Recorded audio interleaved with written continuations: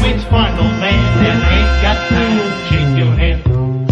Get that side check, put it in pockets till I get back. Going downtown. I'm gonna be real honest here. Assassin's Creed Unity was the first Assassin's Creed game that I wasn't really investing much time into when it came to previews. I saw the one at E3, and that's it. I received a copy from Ubisoft and figured, what the hell? The idea of playing as a new young Ezio-like character named Arno and killing bitches while traveling around France, I mean, that sounds pretty good to me, right?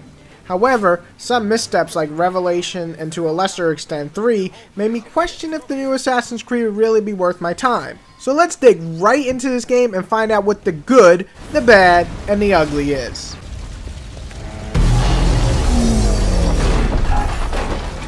Transition time. That was my best Optimus Prime yet.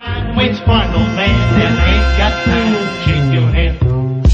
Get that side check, put it in pockets till I get back. Going downtown. So let's start with the good.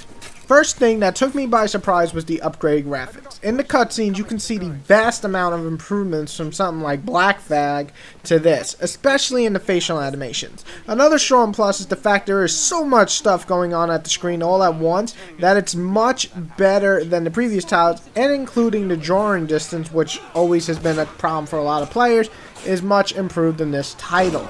Another major plus is that we are in France. I can't tell you how disappointed I was with America in Assassin's Creed 3. France not only looks better, but is more fun to explore. I love the fact you can go through so many different buildings, making traveling easy, but just in general, the setting, story, and character are 10 times more interesting and fun than the last two Assassin's Creed titles for me. I agree with you, but this is not a just world. This is France. You're a dead man. Oh, step lightly there, you'll hurt yourself.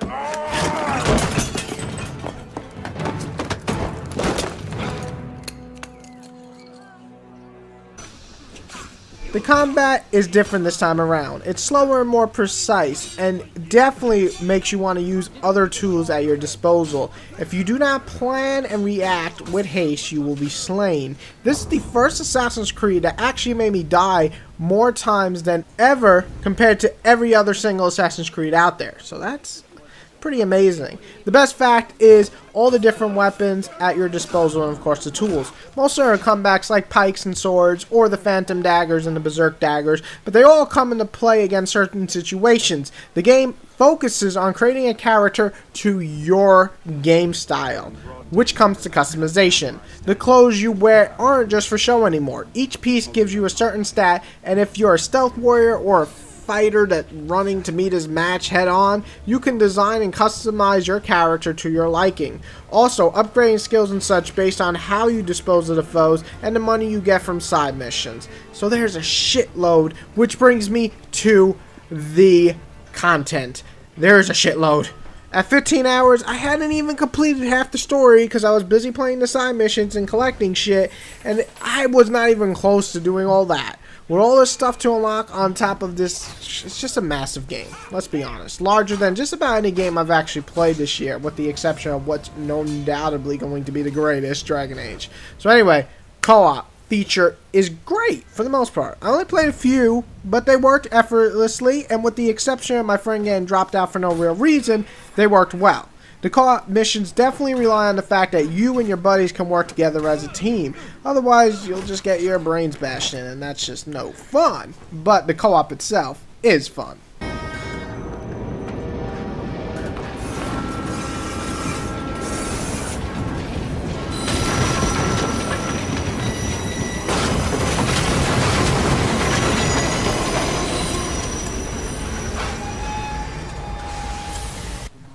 The bad.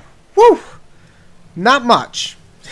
Now you can take that breath. You can be like, oh my god, why are you scaring me? Yeah. Some of the pacing issues come into play with the story.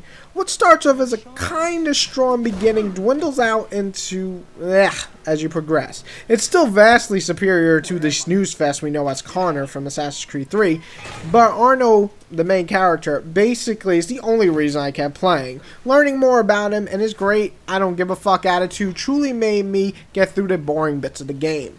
The combat changes will not be for everyone. Let me assure you, when I first began playing this game, I felt the urge to just say this combat is slow and shit.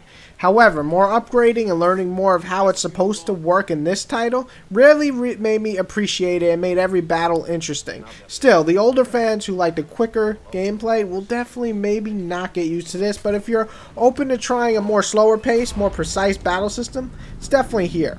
Now, there's only one real ugly, and this is undisputable. I've watched the PS4 streams, I've seen the PC, I played the Xbox One version. Technical issues are apparent in this game. They aren't the worst I've ever seen. Trust me, go play some really shitty technical issue games. I have reviews, okay?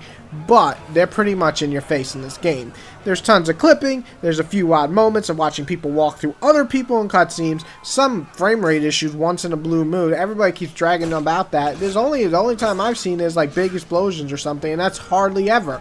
Well, it's still very much playable, so that's the good part of it. The geeky fans or the tech fans will surely piss themselves in disappointment in this one. Which part, old man, then ain't got time to shake your head. Get that side check, put it in pockets like it's back, going downtown.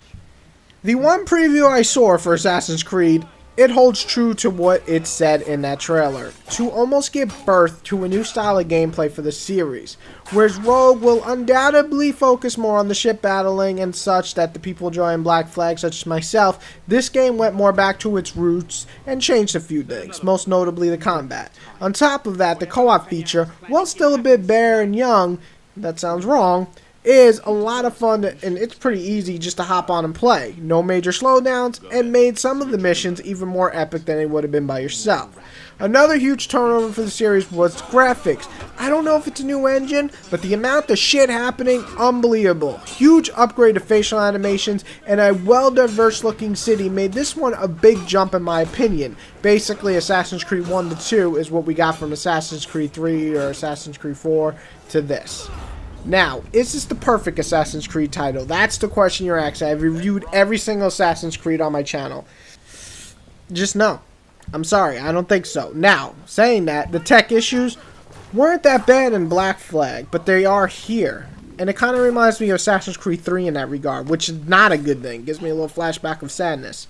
Also, the pacing is definitely off and drags it down some as well, making what it could have been the most fun and perfect adventure had a few too many missteps, but it was still really fun at times, if that makes sense. If you want to assassinate people, play with friends, and travel around France, for God's sakes, which is awesome, you should pick up this no problem. It's a great game with good new foundation ideas that just need a little bit more tweaking. But go get your assassination on. 8.5 out of 10, baby. If all other plans fail, why not sacrifice yourself for the cause, your life for his? Before Altair, that was the Levantine approach. You mean a dagger in broad daylight as I'm cut down where I stand? Sends a powerful message. I'll do it my way. Whatever you think best, assassin.